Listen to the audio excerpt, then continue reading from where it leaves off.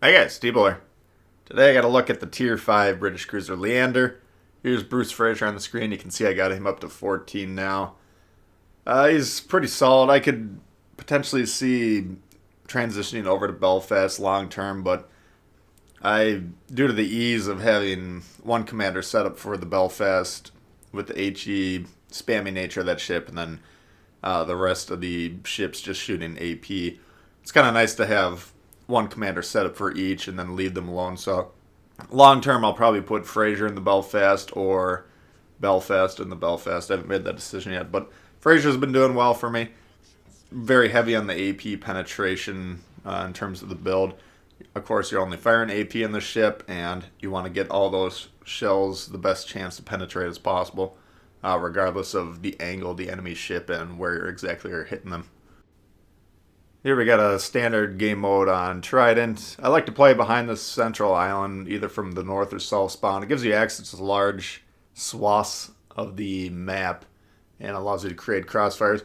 Usually what happens on this map, it's a even spawn in terms of where the ships are located, but they're pointed in different directions. So the north spawn tends to overload the west, and the south spawn tends to overload the east. It's just because players tend to go straight forward when they spawn, which is fine. That's just a tendency that's helpful to notice. I don't think that plays out this game, but a lot of times that's helpful. So if you can take the central position, a lot of times you can catch ships coming around here. Now, if we had one of these two going off to the wing to spot, we potentially have some targets lit up there. We can get some crossfires as they're moving into position. Belfast pops up, though. He's using that island. You see a lot of cruisers use that island as cover, trying to get some shots into him there. In this central spot, you got to be careful because those ships to the eastern side of the map will have access to you. They will have shots. You can see we're lit here. So you got to be a little bit careful. Luckily, the Leander has smokes, and with Fraser, the legendary perk giving you an extra consumable, you get 3 smokes per match, which is really helpful. The smokes are kind of the main tool that the British cruisers have to stay alive and operate, of course. So we're going to try and get some crossfire shots into him. So here you can see we have our lone destroyer, the Benson, moving into this position. I'm trying to keep this Leander pushed back. He does spot their Fubuki there, but you can see on the map how close he is to everything. And that's caused by the lateness. He spawned, I think, center spawn, but that's a little bit more on the eastern side of the map. And then sailed all the way over here. I don't really understand why players take the position they spawn and then move over. Getting into the spot that he was in was fine, but he's there too late. And you can see on the map he had 3-4 shots that had close access to him and took some shots at him. So here we're going to wait for this hood. You can see he's kind of moving slowly. What I should do is torp right there, right at the edge of that island. Usually they're going to either stop or they're going to turn hard right around that island. I really whiffed it. I was trying to... It looked like he was going to speed up, so I was going to wait for that indicator to expand as far as it could and then shoot on the indicator, but I actually overshot it, so I only had half those torps going to hit the furthest that he could go, and then of course he slows down. So that was actually a really bad torp there that as soon as I launched it, I was like, that was a waste. But the Mayhem, or the Benson, because he had so much, the enemy Fubuki had so much support there, he had to disengage from that Fubuki and run away, which was really disappointing. The Benson can absolutely kick the crap out of that ship, but because of the lateness of the position, he couldn't really do much. Here we got some close range shots at the hood, though. I'm going to try one at the waterline just to test these guns, and you can see we got all blocks there. Those icons on the right that pop up, the leftmost one is the successful penetration, the second one is block shots, the third is overpen, the fourth is bounce. You need to know what those icons are, and you need to be able to react to them as they pop up on the screen. You get all those block shots by shooting low on the ship. That tells you got to aim up more. And then we're going to try and hit them in the superstructure, the stuff that pops up above the base of the ship. That's where we're going to get the most damage with these short fuse AP guns. And you can see that we're getting some pretty good damage once we adjust our aim properly. Now you could see a moment ago we did take a citadel. The space is getting hot, as Jerry used to sing. So we pull around that island as much as possible. That cuts off his shot. It changes what he wants to look at. He's got other targets near him. Those destroyer and the cruiser are kind of rushing him. So now we're able to re-engage, get back into the fight. I was initially going to support killing the Hood, but the Leander had crossfire opportunities into our team. I want to pummel him if possible, but kind of dissuade him from being able to take those shots. Just getting these in kind of forces him to play around that island. Here we got widespread torps coming in. If you need another visual indicator as to how effective widespread torps are, a guy who really sucks at dodging torps like me can dodge those widespread with ease. You can fit your whole ship broadside in between those torps. The further the shot is, the less effective widespread gets. Really, if you were going to use them about 10 meters away from a ship that's actively turning. That's the only time that I would ever justify using it. But as you get better with aiming torps, even those shots are more effective with narrow spread torps. So just another indicator or another visual example of why widespread torps are completely worthless in my opinion. Leander here, he's attempting to use that island as cover. I was initially going to try and eliminate him, but here the destroyer does pop up. This is our main job in this position. You can see we're down quite a bit here in terms of ships. We're down 2 ships, but the Fubuki pops up, and we do have an opportunity to take him out. He did just fire the torps, but he's probably getting close to a reload. Depends on how far those initial torps were launched. So we do have to be a little bit careful, but we probably got a little bit of a window here where we're safe. Those torps that are in the water, if you watched me launch them, you noticed I didn't take a lot of time to do it. He was actually out of range, but we put him down there anyways, just as a distraction factor. They're popping up on the screen now. He's got to focus on those. He thinks they got the range. So they actually do peter out right at the end, or maybe he dodges them, I guess. But either way, it's just another distraction factor. There are some more torps. They appear to be widespread again, so they're completely ineffective and easy to dodge. And we're going to continue to fire on this Fubuki till he's dead here. We do have some helpful fire from someone on the team trying to really save my bacon there at the end.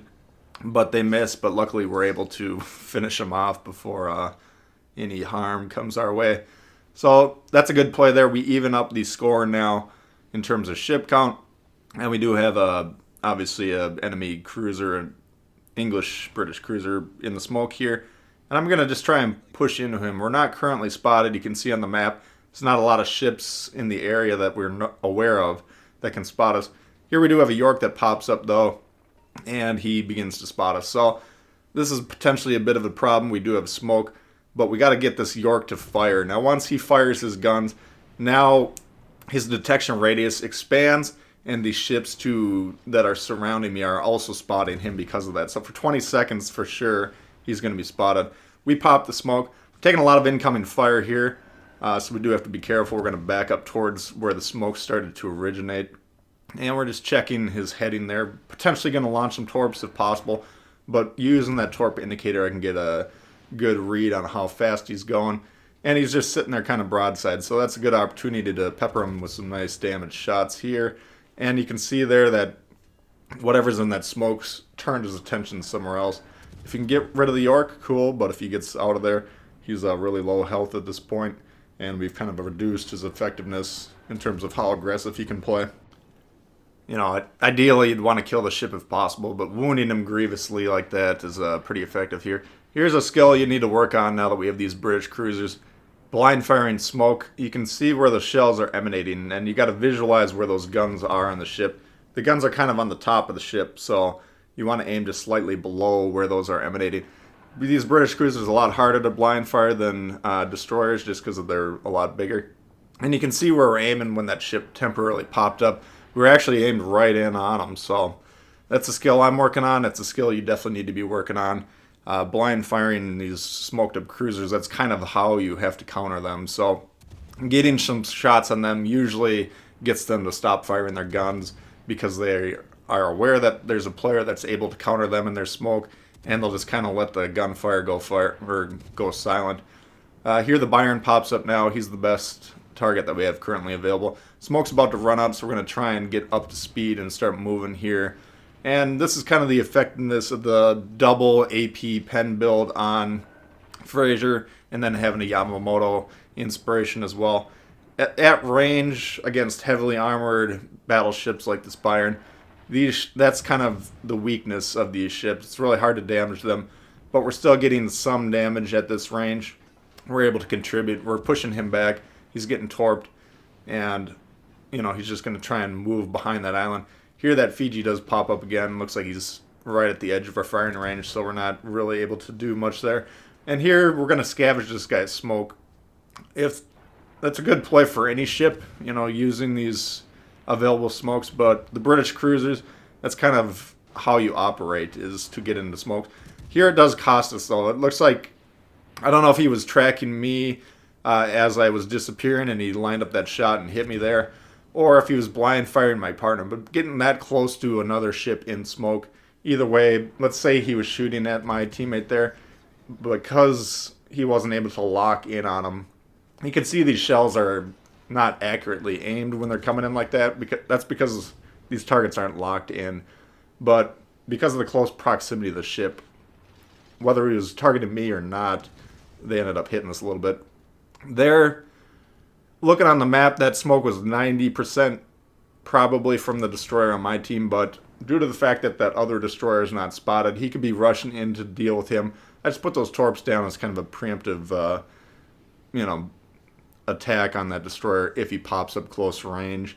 You never know. It's nice to get the torps down, and we don't have like a clear, easy torp shot here anyways, so it's not really a waste. As long as you're not too concerned about your torp accuracy stats, just get them down and try and get some damage whenever you can. Just kind of getting back to that York, now that he's popped up back on the base, he's low health and he's overextended now. Maybe he's trying to put pressure on the base or something, but you got to say to yourself, I'm a 2-shot York. I got a battleship, I got a cruiser, I got more cruisers to the north. Can I do anything in this position? You can't beat those ships, barring gross negligence on their part. So that's an overextended position. There's no reason for him to be down there. He has no support, or he had no support, and it was just kind of a unfortunate spot for him to be in. But you should be always evaluating in your mind, like, can I actually do what I'm trying to do? Like, I think he was probably trying to get close to the base, pressure it. But if you see there's a lot of resistance there and you're kind of by yourself, there's no real reason. Here, there's kind of the last-ditch effort for them to win. They got the Moss moving into the base. He's going to try and get on the cap, get some points, maybe flip it. But you can see we've swung the lead quite a bit in terms of ships. Moss is just sailing forward without a care in the world. I think he's trying to torp. It doesn't bother me at all. We're just going to line up those shots. 3 times the 4 seconds to target is 12, and it's an easy shot. If he's going to go on a straight line, hitting destroyers at that range is pretty easy. So, if you're a destroyer that's spotted, you can't be going in a straight line like that if you're this close to enemies that can target you. And you can see these semi-AP, I think they're technically called, but the short fuse AP just destroys these cruisers. Moss has a lot of HP, but we're able to whittle him down quite easily there. We take one more shot, a little blasé. We're assuming that he's going to die. We only get one ricochet on him there, and he drops off. But he's low enough, and we got enough support in the area that we're comfortable leaving him alone. Now this Fiji here, watch what he's doing. This is a good player. He's doing a good job dodging, and this is a good visual. I often show videos of me dodging shots in cruisers, but this is what it looks like when you're shooting against them. I'm keep trying to fire maybe my front guns at him and then switch to this Colorado, because the Colorado can kick my ass. I don't have any smoke at this point, so I can't really defend myself. We're just trying to get these ships down, though. But the Fiji, he's so low, he should be my main target, but he's not maintaining a constant heading. He's sailing away, he's sailing at angles. All these things add to the difficulty of the shot, and despite the fact that I'm semi-decent at aiming, he's doing a very good job of making it hard for me, and we keep missing these shots. And all we have to really do is hit him a couple times to get rid of him, but unfortunately I was kind of distracted by the Colorado's proximity to me, and we're not able to finish him off. And that's ultimately going to end up costing me our life. So this is a good example, again, of an opponent doing what I often practice and what it looks like and how aggravating it can be for players. If you're good at dodging shots, usually they're going to get frustrated and switch to a different target. So that's definitely a skill you need to work on as a cruiser. Good play for the Fiji, but unfortunately for him, it's just not going to be enough to win. We do win on points, just based on how out of position our team was. So that's going to do it for that one. Hope you did like it. If you did, please hit the thumbs up. New to the channel, consider subscribing. Questions, comments, leave them below. I'd love to hear from you guys. And we'll see y'all later. All right, peace.